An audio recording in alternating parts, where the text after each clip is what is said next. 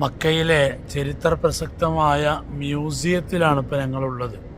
ഇവിടെ മസ്ജിദുൽ ഹറാമിൻ്റെയും പരിശുദ്ധ കഅബയുടെയും ഒരുപാട് ശേഷിപ്പുകൾ നമുക്ക് കാണുവാൻ സാധിക്കുന്നുണ്ട്. അതോടൊപ്പം തന്നെ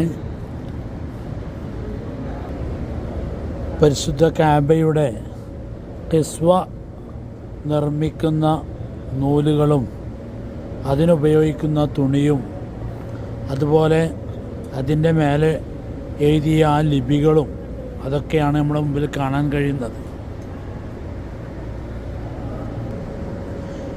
ആധുനിക ക്ലോക്കുകളൊക്കെ വരുന്നതിന് മുമ്പ് നിസ്കാരത്തിൻ്റെ സമയമൊക്കെ മനസ്സിലാക്കാൻ വേണ്ടി നിർമ്മിച്ച ഒരു വസ്തുവാണ് നമ്മുടെ മുമ്പിൽ കാണുന്നത്.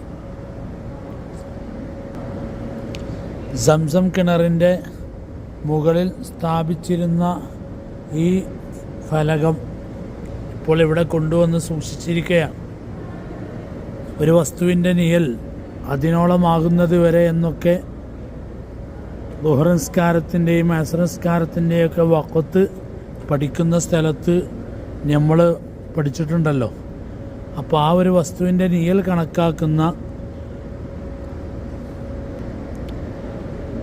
ഒരു സംഭവമാണ് നമ്മുടെ ഈ മുമ്പിലുള്ളത്.